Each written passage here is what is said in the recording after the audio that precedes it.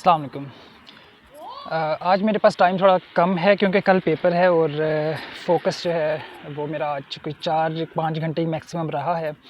Reason being के मैंने थोड़ा सा सोशलाइज़ करने की कोशिश की है, not physically but on internet या व्हाट्सएप वगैरह के थ्रू या एक गर्ल के साथ। तो उसमें एक डिस्ट्रैक्शन सी आती रही है, लेकिन उसके बावजूद आज का मेरा दिन पहले की निस्बत जो है वो काफ़ी अच्छा गुज़रा है प्रीवियस डेज़ की निस्बत। खैर एनीवे, टाइम इसलिए कम है कि कल मेरे पेपर है और मुझे भी क्या तैयारी करनी है। अच्छा, इसके कुछ रैंडम थॉट्स मेरे ज़हन में आ रही थी एंड आई वाज़ लाइक, मैं बैठा हुआ था और इन अ वेरी एंग्जियस मूड में आ रहा था, तो आई थॉट कि एक वॉक करते हैं और साथ एक लाइट सी वीडियो बनाते हैं। तो एक चीज़ तो ये कि I am deciding to not put too much statuses on social media या post specially which are unnecessary. या उसका एक चीज़ ये हो सकता है कि मैं जो पोस्ट लगानी हो वो एट लीस्ट कुछ दिन पहले या एक वीक पहले जो है वो डिसाइड करके अपने टू पोस्ट लिस्ट में डाल दूं, और अगर बाद में मेरा माइंड चेंज हो उसको लगाने से पहले तो मैं वो ना लगाऊं, रादर देन बीइंग के रोज़ाना जो है स्टेटस लगाऊं। मेरे एक दोस्त का बड़ा अच्छा कंसेप्ट है कि आइदर आपकी आँख जो है वो मतलब कि इट इज़ लाइक कि या लोगों की आँख अपने ऊपर खुली होती है कि अब वो अपने अंदर देखते हैं, अपने आप को देखते हैं और अपने आप को इम्प्रूव करते हैं, या लोगों की आँख दूसरों पे खुली होती है कि दूसरे क्या कर रहे हैं, और या तीसरा होता है कि लोगों की आँख दूसरों के आँख के ऊपर लगी होती है कि how they are perceiving me या how they are perceiving others. तो ये जो स्टेटस वाला मामला होता है उसमें मैं आई फील कि जो है ना वो मेरे अंदर ये चीज़ होती है कि अच्छा दूसरे मुझे किस तरह से परसीव कर रहे हैं, तो वो चीज़ बहुत ज़्यादा मुझ में आ जाती है। तो उसका एक हल तो ये है कि फ़िलहाल मैं अवॉइड करूँ रादर देन के उसकी डिस्ट्रैक्शन में ज़्यादा पढ़ने के। हाल तो कि स्टेटसेस मैं कोशिश करता हूँ कि अच्छे लगाऊँ कि जिससे दूसरों को इन्फॉर्मेशन या कोई अच्छी चीज़ मिले, या मैं पोइट्री के लगाता हूँ। The poetry I really get connected to emotionally or intuitively, या दूसरा फिर उसके अलावा मैं कुछ इन्फॉर्मेशनल या इंसाइटफुल कोई चीज़ हो तो वो लगा देता हूँ। जैसे अभी आज मुझे ईशा साउंड्स का बैज मिला था कि I am in the top 1% listeners of Isha sounds YouTube channel. बहुत ही यूनिक जानरा है बेसिकली, सात गुरु के फाउंडेशन का कि जिसमें जो है वो एक इंडियन स्पिरिचुअल वैसे म्यूज़िक को इस तरह से कंक्रीट नाम तो नहीं देनी चाहिए स्पिरिचुअल या रिलीजियस या कुछ और, लेकिन एक बड़ा माइंडफुल म्यूज़िक और बड़े यूनिक जानरास जो है वहाँ पे आपको मिल जाएंगे। तो वो मुझे उसका बैज मिला हुआ था and I just posted that status, और वही जो है फेसबुक पे भी मैं पोस्ट डालने के लिए जाता हूँ या रैंडमली कुछ देख ली पोस्ट वहाँ पे, लेकिन डिस्ट्रैक्शन बहुत ज़्यादा होती है ऑब्वियसली। आल दो उसका फ़ायदा ये भी होता है कि कुछ आपकी जो है ना वो रिलैक्सेशन हो जाती है, लेकिन जस्ट अगर आप 5-10 मिनट के लिए ही जाएं, लेकिन वो भी अगर आपको डिस्ट्रैक्शन ज़्यादा हो रही है या एंग्जाइटी हो रही है तो it is better to not go to Facebook या सोशल मीडिया। मतलब कि मैं अपने लिए आइडियली या मतलब कि शुडनेस की वे में तो यही पसंद करूँगा, लेकिन बाकी आपको कुछ अवेयर भी रहना चाहिए। खैर एनीवे, इसके अलावा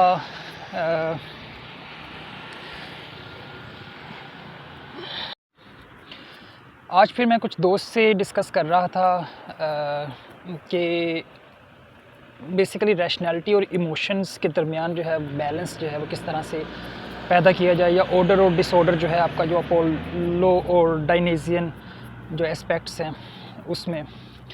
तो क्योंकि he is too much into psychology, तो उसने मुझे फ्राइड की जो साइको एनालिटिकल मॉडल है उसी के थ्रू सिंपलिस्टिक और सॉल्यूशन दिया कि यार देखो, आपकी जो विल होती है वो इड से आती है और इमोशन से आती है, और ये अनकॉन्शियसली होती है। फिर आपके दरमियान में आता है ईगो के जो बेसिकली जो इड होती है वो प्लेयर प्रिंसिपल पे काम करती है, ठीक है। जो ईगो होती है वो रियलिटी प्रिंसिपल पे काम करते हैं, आपके रैशनैलिटी और लॉजिक, या जिससे आप जो है वो रियलिज़म में आते हैं, रियल वर्ल्ड को देखते हैं। और फिर उसके बाद आप कहते हैं सुपर ईगो, जो आपकी बेसिकली नर्चरिंग और सोसाइटी ने जो आपकी वो की होती है एक टेमिंग, उसके थ्रू सुपर ईगो पैदा होती है कि जिसमें आपका एक पर्सोना बनता है। पर्सोना तो चलो एक चीज़ है, आपकी जो है वो मोरालिटी जो है वो सोसाइटी के अंदर बनती है या आप खुद डेवलप करते हो, तो ये सुपर ईगो है। अब अकॉर्डिंग टू हिम बेसिकली आपने अपनी सुपर ईगो को बिहेवियरिज्म के थ्रू आपने अपनी सुपर ईगो को टेम मज़ीद करना होता है कि वो कंट्रोल रखे इड का with the help of ego.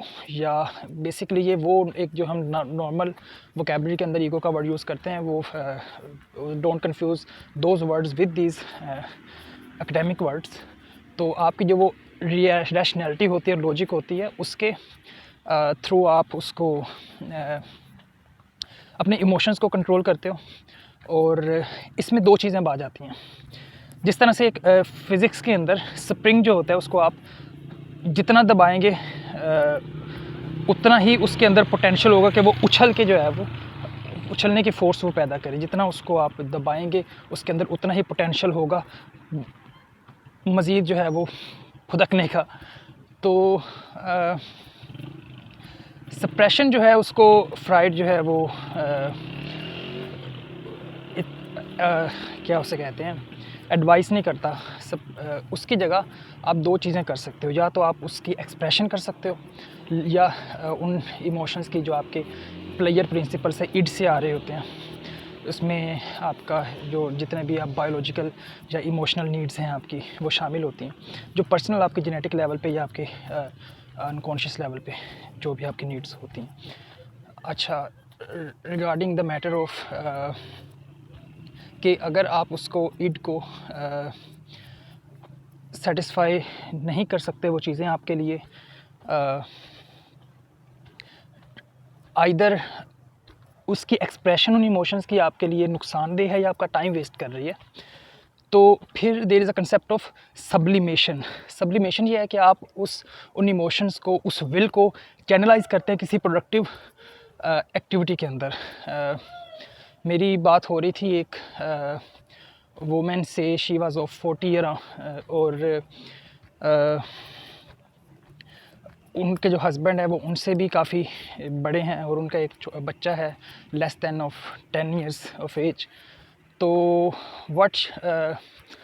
उनकी जो सेक्सुअल नीड्स पूरी नहीं हो रही थी, and she was telling me कि दूसरा मज़ीद she was a very religious person, तो she couldn't pursue any other option as well.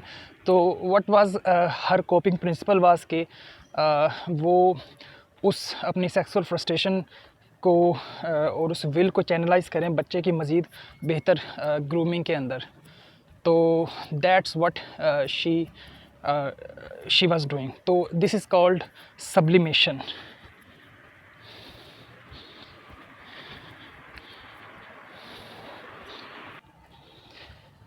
अच्छा, फ़िज़िक्स में भी वैसे एक सब्लिमेशन का टर्म मैंने पढ़ी थी, एंड दैट वाज रिगार्डिंग कि जब डायरेक्ट ही सॉलिड से गैसियस फॉर्म में मैटर जो है वो कन्वर्ट हो without going through the liquid form, तो उसे सब्लिमेशन कहते हैं, लेकिन वो फिज़िक्स के टर्म है, and that is the term of psychology. अच्छा,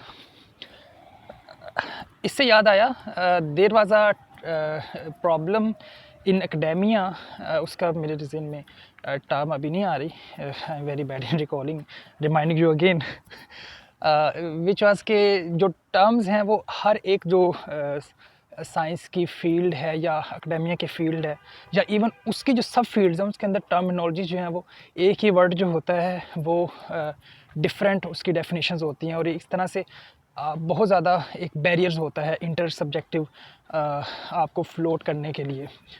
तो this is something we should cope in 21st century, और एक बड़ा ही होलिस्टिक एकेडमिक सिस्टम और टर्मिनोलॉजीज़ पे काम करना चाहिए. That is what I my opinion is right now. Let's see in future how much it changes. अच्छा, रिगार्डिंग पोइट्री मैंने आपको बताया था कि मैं क्या उसका नाम है, in past for more than 10 years मैं पोइट्री पढ़ता रहा हूँ.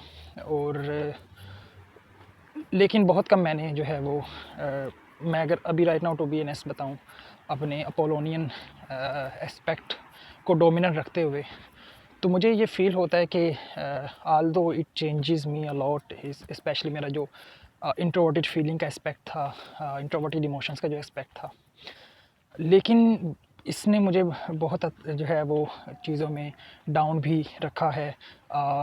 नॉन प्रैग्मेटिज़म, जस्ट आप इंटरटेन करते हो उस पोइट्री को, और उसके बाद आपके वो इमोशन जस्ट वहीं पे फुस हो जाते हैं कुछ देर में. या आपको जो है ना वो पोइट्री के थ्रू, रेटरिक्स के थ्रू मतलब कि कोई भी बात करता है, आपको तो वाह वाह वाह सही है, ठीक है, मतलब आपको जब इमोशंस को रेजोनेट करते हैं. तो this is a very unconscious thing. जब तो आइदर मतलब कि मैं शायद अगर दोबारा अपनी अर्लियर टीनेज में जाता या चाइल्डहुड में जाता, तो मैं शायद पोइट्री को बहुत कम पढ़ता, बहुत कम. तो या बहुत सिलेक्टिव पोइट्री को पढ़ता, जो मुझे अभी जाके मैंने उसमें से सिलेक्ट की है कि सर्टन फैज़ अहमद फैज़ की नज़में हैं, या इकबाल की, या वो नज़में जो बेसिकली आपके उन इमोशंस को चैनलाइज़ करती हैं या सब्लिमेशन की तरफ लेके जाती हैं, जो मैंने अभी पहले ही कंसेप्ट आपको बताया है.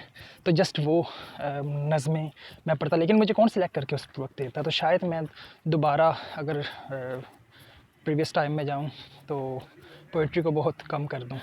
और इस यहाँ से मैं एक डिसीजन लेता हूँ. Let's see how much I will be fixed upon this decision. लेकिन द डिसीजन इज़ के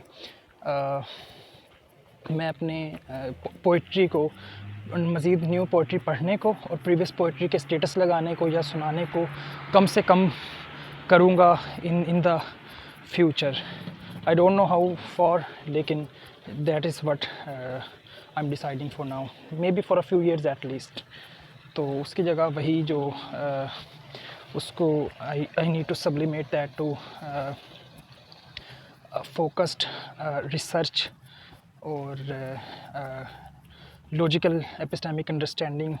हाँ, जब उसमें डायनीजियन मोड में जाऊंगा तो फिर अनकॉन्शियसली जो है वो प्रीवियस सप्रेशंस निकलेंगी. लेकिन उसके that's why I didn't use the word quitting, but rather उसको कम करना है एज मच एज़ पॉसिबल. तो ये एक मेरी, इसे एक रिग्रेट तो नहीं कह सकते, लेकिन समथिंग लाइक यार मैं बहुत कम करता, पोइट्री बहुत कम पढ़ता, या एक इम्प्रैक्टिकल लिटरेचर बहुत कम पढ़ता. आल्दो उससे एक चीज़ ये भी हुई है कि आपके सर्टेन आपको एक वो पर्सपेक्टिव्स मिल जाते हैं. आप उबैदुल्लाह अलीम को पढ़ते हो तो आपको एक एब्सर्डिस्ट और वो इमोशंस फील होते हैं जो आप उसके बगैर नहीं कर सकते. तो हाँ, आपके इमोशंस आप बहुत ज़्यादा जो है वो एक ब्रॉड स्पेक्ट्रम ऑफ इमोशंस आप फील करते हो पोइट्री के थ्रू. जो लेकिन उसके अलावा देयर आर मैनी बायसेस. मैं शायद मुझे चीज़ डिस्क्लोज तो नहीं करनी चाहिए, लेकिन मैंने रिलीजियस, स्पेशली जो करबला के ऊपर जो रिलीजियस पोइट्री और म्यूज़िक है वो बहुत सुना है, और उसने मेरे सब कॉन्शियस अनकॉन्शियस तक मुझे अफेक्ट किया है. तो और जिसने मुझे काफ़ी हद तक जो है वो ब्लू पैराडाइम में लॉक भी रखा है. Although it help me to, blue paradigm basically spiral dynamics को मैं यहाँ पे हिंट कर रहा हूँ. तो आल्दो इट हेल्प मी कि मैं उससे पहले वो ग्रो होता उस पर्पसफुलनेस के लिए, लेकिन उसके बावजूद इसने मुझे फर्दर लॉक रखा है फॉर मैनी ईयर्स. जब मैंने अपने इमोशंस को जो है जस्ट वो फील करते करते जो है वो वेस्ट किया है. तो for more than 5 years, 7 years, 8 years. तो which is something I should regret. तो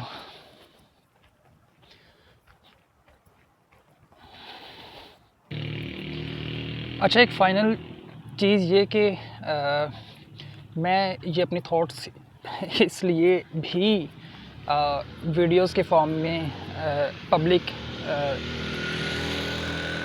के ऊपर जो है वो डाल रहा हूँ। ऑल्दो आई नो कि मतलब हाथों पे आप गिन सकोगे इन फ्यू इयर्स भी कि बहुत कम लोग देखेंगे।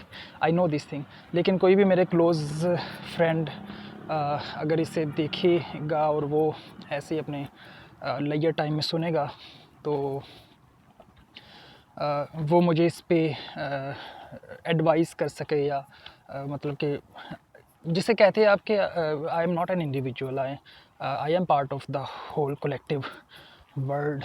तो वो गलतियाँ जो मैंने की हैं या अभी मेरे थॉट्स के अंदर जो फैलेसीज़ हैं या फ्लॉज़ हैं which I am not aware of yet, तो if you are aware of them तो please I request you, please help me in getting out of those fallacies and I will try कि मैं integrity का मुजाहिरा करूं और अपने जो rigidity है और जो फ्लॉज़ हैं उसको ओवरकम करने की मैं कोशिश करूंगा। Thank you very much.